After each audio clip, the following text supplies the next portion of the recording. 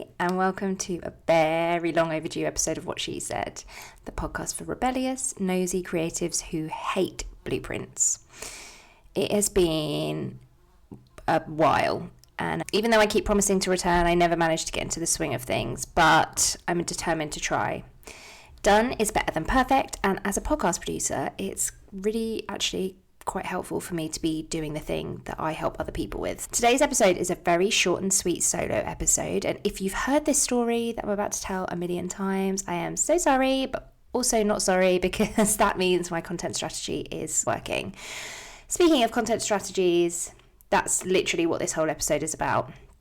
More accurately, how I created 6 pieces of content from one Instagram DM. Anyway, let's get into it. It all began, innocently enough, with a little online window shopping, one of my favourite things to do.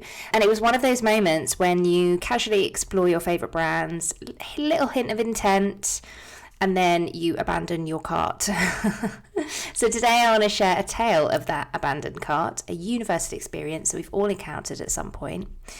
How often have you browsed only to find yourself overwhelmed, distracted, or second-guessing your choices, ultimately leaving your cart behind? I do it a lot. Sometimes intentionally, sometimes it's just a planned window shopping expedition that I have no intention of buying anything, and sometimes it's not intentional and it's actually really annoying. And this time it was not intentional. I just got overwhelmed. I didn't know whether I should buy it or not. I had loads of questions. Then I got distracted, probably with my kids, with something. Abandoned. What makes this story special, in my opinion, is Sarah, the owner of the brand in question, the website that I was shopping, Cub and Pudding, and she happened to notice my abandoned cart. While many business owners might dismiss abandoned carts as a common occurrence, because it is a common occurrence, Sarah, but perhaps due to the fact that we are actually friends, she decided to take a different approach. She slid into my DMs to ask if I had any questions or needed assistance. This was such a game changer for me.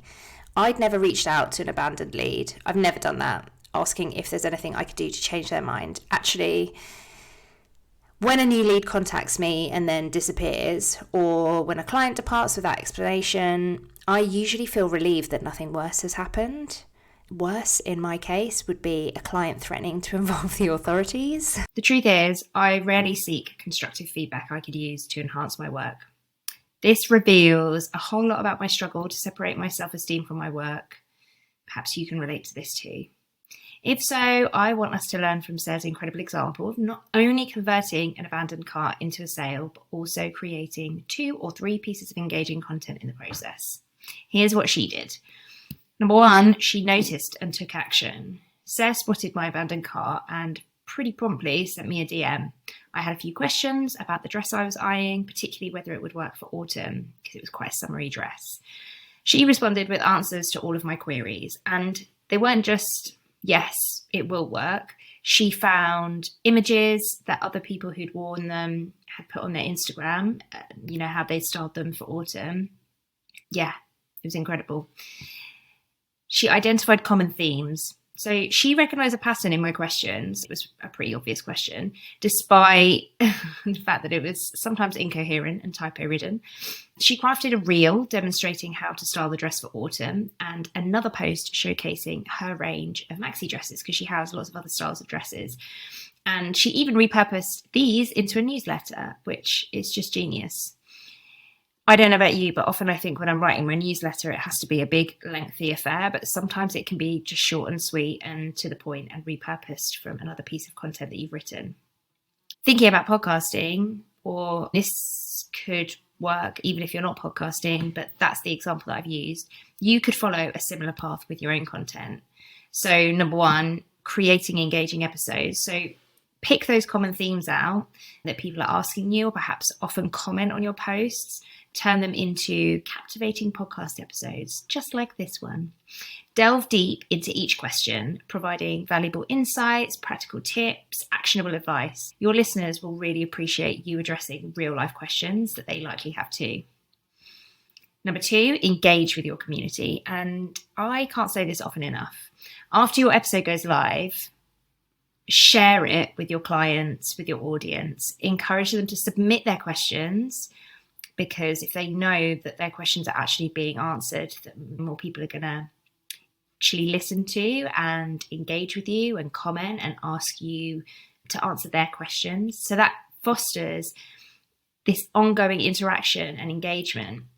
This not only supplies you with a steady stream of content ideas, but also strengthens your bond with your audience. And it's so important. Something pops into my head actually, saying after your episode goes live, that's when you should engage.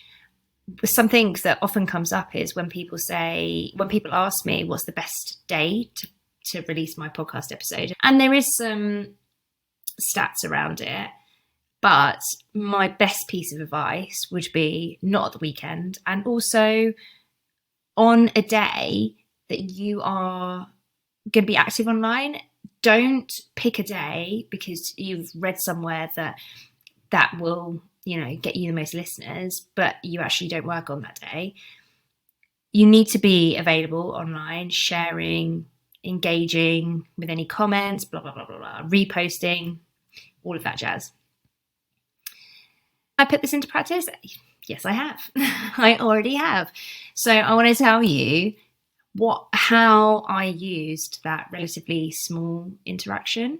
I identified the kind of core storytelling arc, the abandoned cart problem, the next steps, the transformation, and I wrote a newsletter.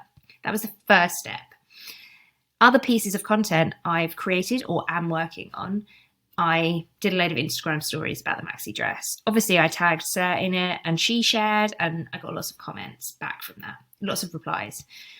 An Instagram post and reel about repurposing content and how to use questions for content. A TikTok video on the same topic. I haven't done that yet, but it's in my drafts. A solo podcast episode, my very first in a while. That was the thing I was most excited by, the fact that I could just turn this into a solo podcast episode. And a blog post adapted from this newsletter, because one of my goals this year is to spend more time, but actually not spend any time on my blog. One of the ways that the top way that clients book me is actually because they found me through Google. So I know my SEO is good and I want to build on that. So that's it. Very short and sweet. If you have any ideas for future episodes, please DM me. I'm Lucy Lucroft everywhere. I'm most active on Instagram and TikTok. You won't find me on Threads or X, whatever it's called. I'm not there. Yeah. Or email me. All right. Have a great day. Please and subscribe and all of that jazz. I hope you enjoyed this episode.